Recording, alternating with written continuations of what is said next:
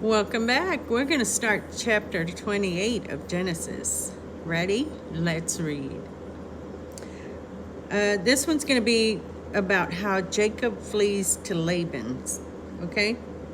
So Isaac called for Jacob and blessed him and commanded him, "Do not marry a Canaanite woman. Go at once to Padan Aram, for the house of your mother's father Bethel. Take a wife for yourself there, for among the daughters of Laban, your mother's brother. May God bless you and make you fruitful and increase your numbers until you become a community of peoples. May he give you and your descendants the blessing given to Abraham, so that you may take possession of the land where you now live as an alien, the land God gave to Abraham." Then Isaac sent Jacob on his way, and he went to Padan Aram to Laban, son of Bethel, the Aramean, the brother of Rebekah, who was the mother of Jacob and Esau. Remember, Rebekah is his mom, right? Now Esau learned that Isaac had blessed Jacob and had sent him to Padan Aram to take a wife from there, and that when he blessed him, he commanded him, "Do not marry a Canaanite woman," and that Jacob had obeyed his father and mother and had gone to Padan Aram. Esau then realized how displeasing the Canaanite women were to his father Isaac, so he went to Ishmael and married Mahalath, the sister of Nebaioth, and daughter of Ishmael, son of Abraham, in addition to the wives he already had. So remember, earlier in the chapters, we read about Abraham having a son with the concubine, right? Sarah's concubine, and the little boy's name was Ishmael. So now here it says that Esau is marrying the daughter of Ishmael's son, of Ishmael, the son of Abraham. All right? So, yeah. So now we're going to read about Jacob's dream at Bethel. Jacob left Beersheba and set out for Haran. When he reached a certain place, he stopped for the night because the sun had set. Taking one of the stones there, he put it under his head and lay down to sleep. He had a dream in which he saw a stairway resting on the earth, with its top touching to heaven, and the angels of God were ascending and descending on it.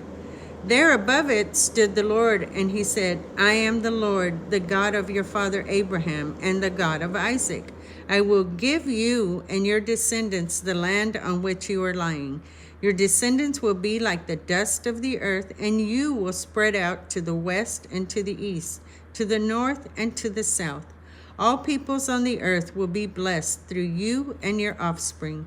I am with you and will watch over you wherever you go, and I will bring you back to this land. I will not leave you until I have done what I have promised you." So this is God talking to him in a dream. When Jacob awoke from his sleep, he thought, "Surely the Lord is in this place, and I was not aware of it." He was afraid and said, "How awesome is this place! This is none other than the house of God.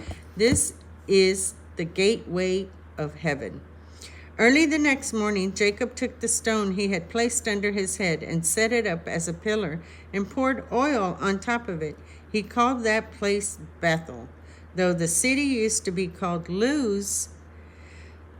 Then Jacob made a vow, saying, "If God will be with me and will watch over me on the journey I am taking, and will give me food to eat and clothes to wear, so that I return safely to my father's house, then the Lord will be my God, and this stone that I have set up as a pillar will be God's house, and of all that you give me, I will give you a tenth."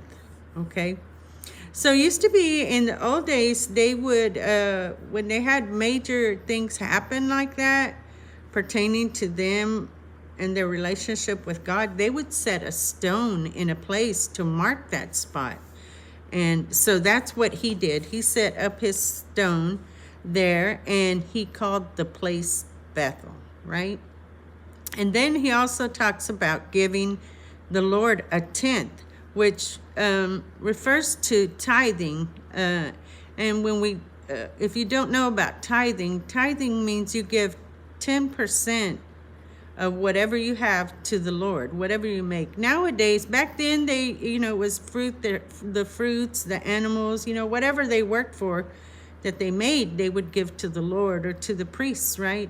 Nowadays, it's more your income, 10% of your income, and that's not bad. Sometimes it may be hard, but you know what?